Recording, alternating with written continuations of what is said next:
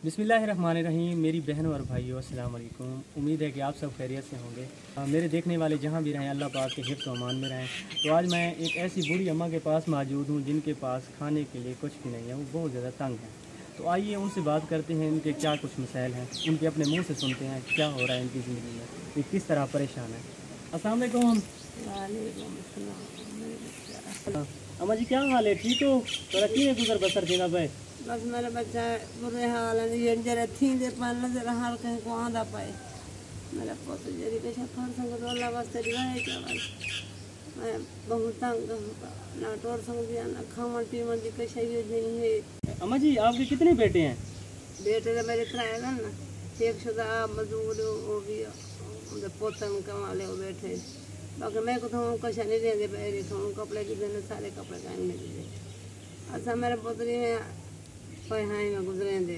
तो मेरी माँ जी का कहना है कि मेरे पास ईद के कपड़े नहीं हैं। मेरे जो है ना बेटू ने अपने बच्चों के लिए कपड़े लिए हैं, मुझे लेके नहीं दिए। उनका कहा है तो उन्होंने मुझे कहा कि हमारे पास आपके लिए पैसे नहीं हैं।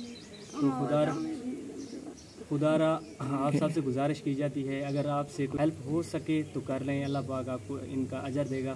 मेरा बच्चा सारे को राशन ही का नहीं। इस माँ जी का कहना है कि कपड़े तो दूर की बात है, मेरे पास राशन भी नहीं है। तो आज मेरे घर में आटा भी नहीं है, मैं क्या करूं, कहां से लूं?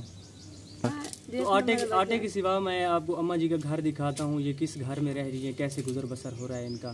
ये बेचारी बूढ़ी औरत के साथ कितने मसाइल हैं पता नहीं। तो गाइस आप देख सकते हैं ये माँ जी का घर है, इसी घर में ये बेचारी रह रही है। ये इनका कमरा है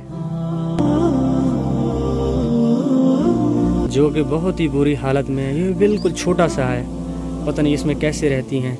इसमें तो यहाँ पे बारिश तो नहीं आती, यहाँ गिरने का बहुत ज़्यादा ख़तरा है। यहाँ पे जो देख सकते हैं दीवार इधर दीवार से छूटी हुई है, ये कहीं गिर ना जाए।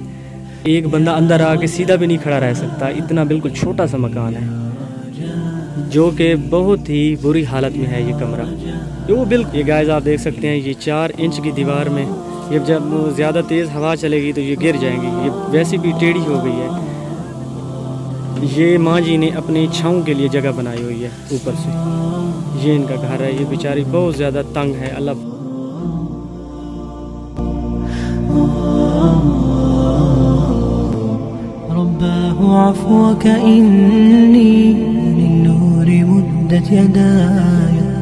نزعت أسرار قلبي وجئت ألقي أسايا رباه عفوك إن